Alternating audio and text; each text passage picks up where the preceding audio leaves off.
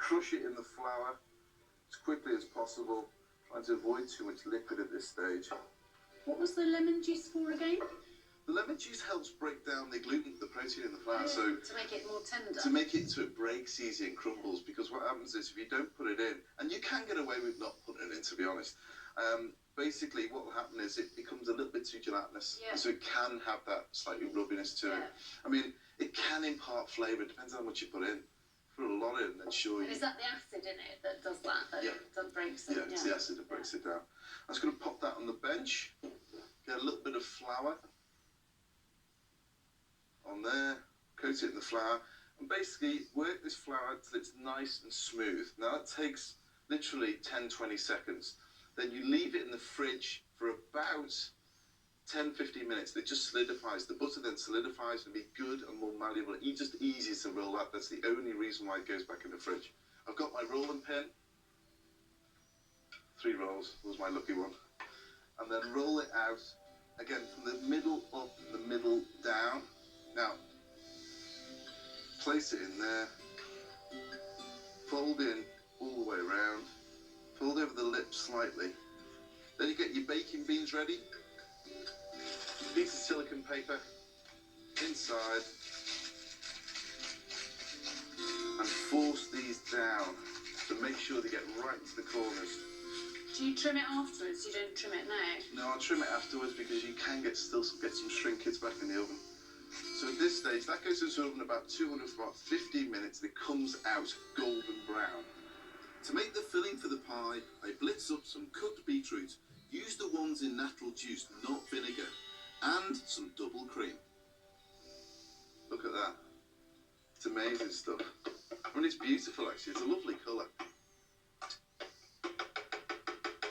I'm happy with that.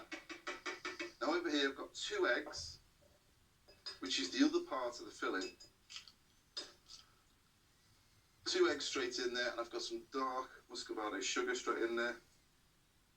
I think that maltiness that comes from this is going to help this as well.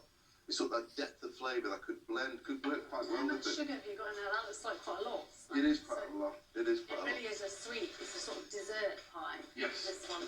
I think it's to enhance it, but I could have gone down the caster sugar route and just kept it white, but I think it needs some... bit of toffee flavour. A little bit of punch in there as well, you know. And to add to that punch, actually, I'm going to add some ginger. There's a little bit of ginger in there. Again, the ginger with the beetroot should work. And I've got some cinnamon as well. Are these the sort of things that you generally work with?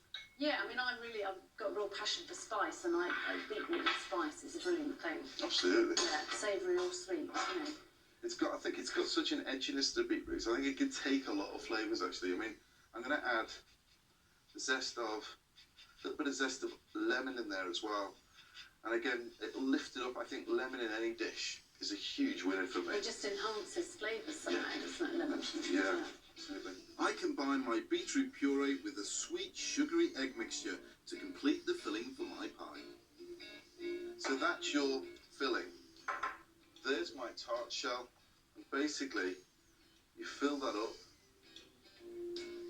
It almost looks like it's got coconut on, doesn't it? So that's the cream, presumably, is just separated, and when it heats, that will all go in. Yeah. Exactly. Yeah. And again, that is all of it inside there. Give it a little bit of a shake.